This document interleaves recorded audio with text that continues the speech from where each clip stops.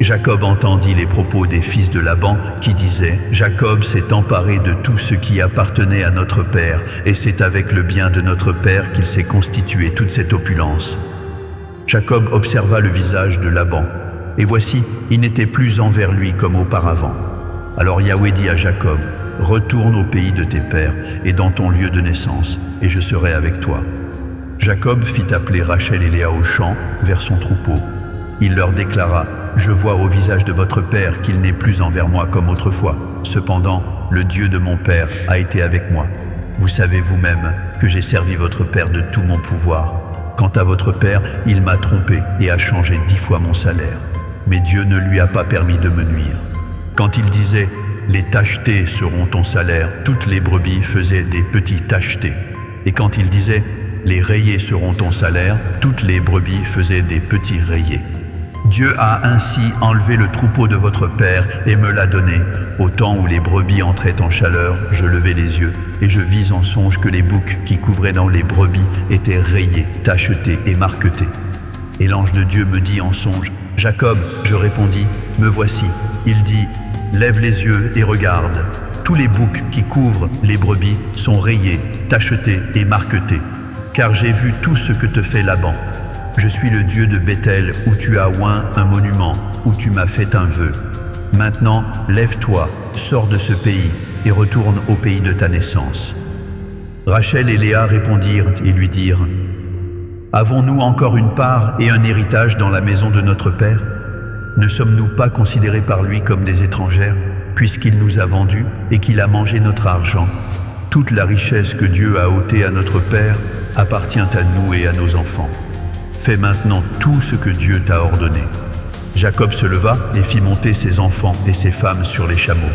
Il emmena tout son troupeau et tous les biens qu'il possédait, le troupeau qu'il avait acquis à Padan-Aram, pour se rendre auprès d'Isaac, son père, au pays de Canaan. Laban était allé tondre ses brebis, et Rachel déroba les téraphimes de son père. Et Jacob trompa Laban l'araméen en ne l'avertissant pas de sa fuite. Il s'enfuit avec tout ce qui lui appartenait. Il se leva, traversa le fleuve et dirigea sa face vers la montagne de Galaad. Le 3e jour, on annonça à Laban que Jacob avait pris la fuite.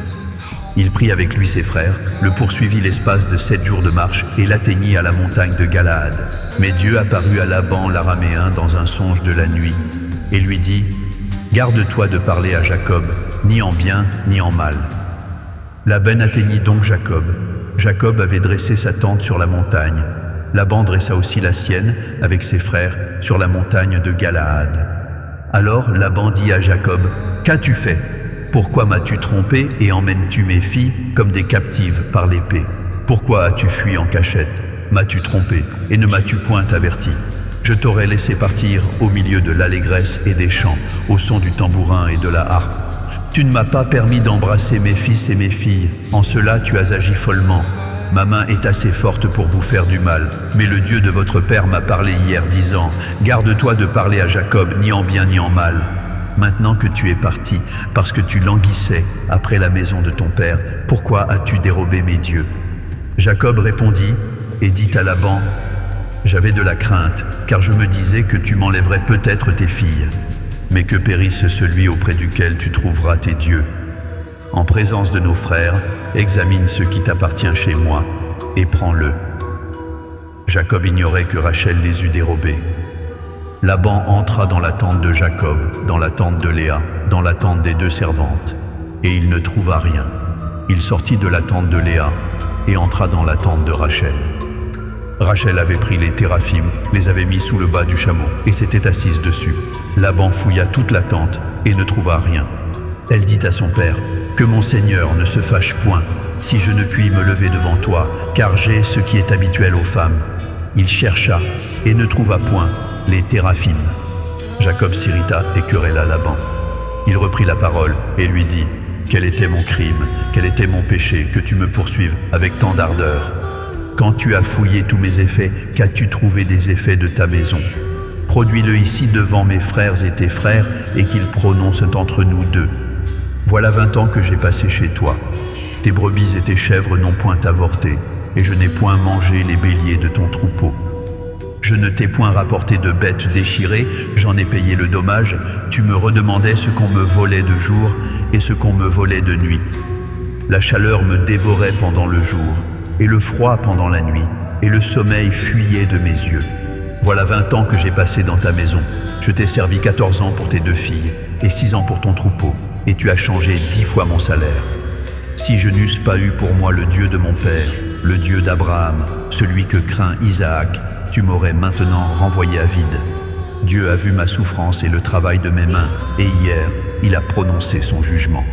Laban répondit et dit à Jacob, « Ces filles sont mes filles, ces enfants sont mes enfants, ce troupeau est mon troupeau, et tout ce que tu vois est à moi. Et que puis-je faire aujourd'hui pour mes filles ou pour leurs enfants qu'elles ont mis au monde? Viens donc, faisons alliance, moi et toi, et que cela serve de témoignage entre moi et toi. » Jacob prit une pierre et la dressa pour monument. Jacob dit à ses frères, « Ramassez des pierres. » Ils prirent des pierres et firent un monceau, et ils mangèrent là sur le monceau.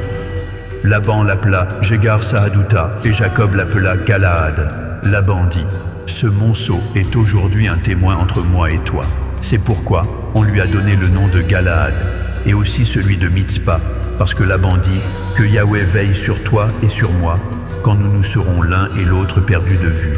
Si tu maltraites mes filles et si tu prends encore d'autres femmes, ce n'est pas un homme qui sera avec nous.